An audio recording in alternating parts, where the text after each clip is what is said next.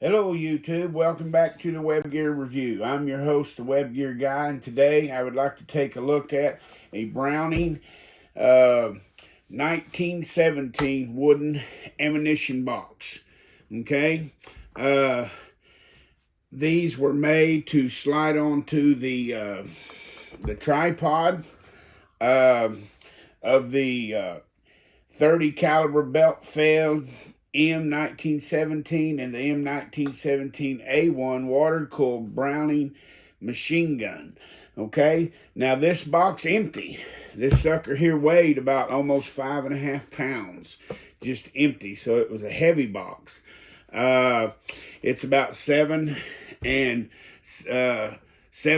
and 7/8 tall. It's about 4.5 inches wide, and it's 12 3/4 inches long. Now, the first thing I want to show you is, because I have something in it, is kind of how it was used, okay? They could run up and they would slide these onto the bipod. See this little cutoff right here? That was made so it would set on the tripod, excuse me, not bipod. But it would set on the tripod, or they would set these onto the ground, and in a case in a hurry, they'd open these up, they'd pull this belt out, and they begin to feed that machine gun. This thing would just go in and out of that machine gun like that.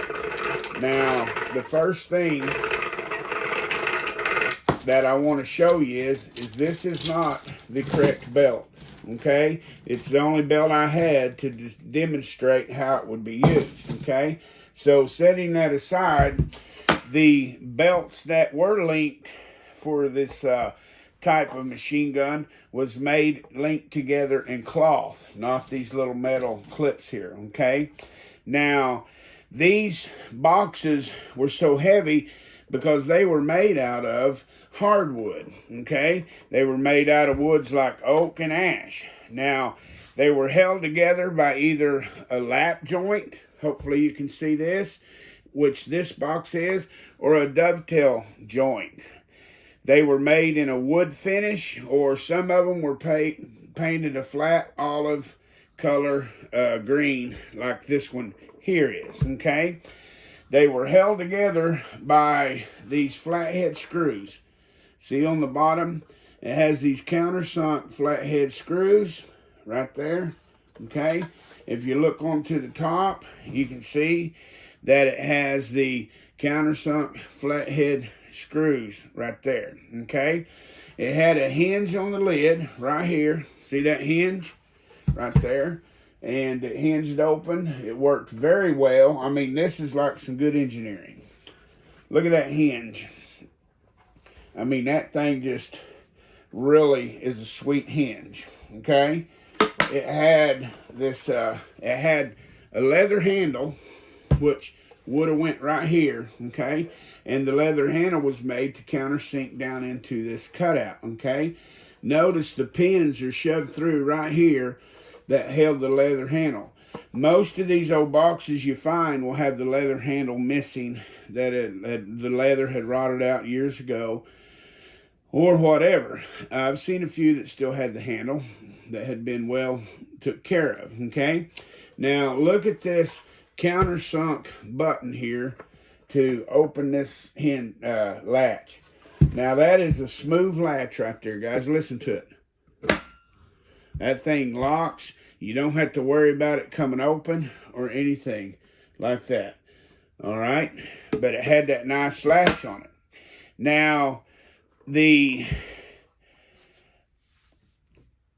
box was designed, has 2 machine slots, and I done showed you to slide onto the tripod. Now some of these boxes on the outside were stenciled and marked chest R9-184 was stamped on the outside. This particular one does not have one. Now, something important about these boxes was, back at the factory, they would stencil a silhouette on the bottom of the box. So whoever was packing, hopefully you can see that, whoever was packing the box would know what direction to face the ammo, so when the soldiers in the field were hooking this thing up, they wouldn't have the ammo in there backwards. And you know, that was a big help to the soldiers, because if they just stuck them in there any old way, then could have got a lot of people killed. But anyway, this is a look at the Browning 1917 ammunition box. These babies here were used up into World War II, when they started coming out with the 30 caliber M1 ammunition can in early World War II. So this possibly could have been used in World War One, up post World War One into early World War II, until the metal ammo can out. I want to thank you for watching the Web Gear review. Please hit the like button. Please share these videos to get a broader audience. And once again, hit that subscribe button if you have not. And thank you for watching the Web Gear review.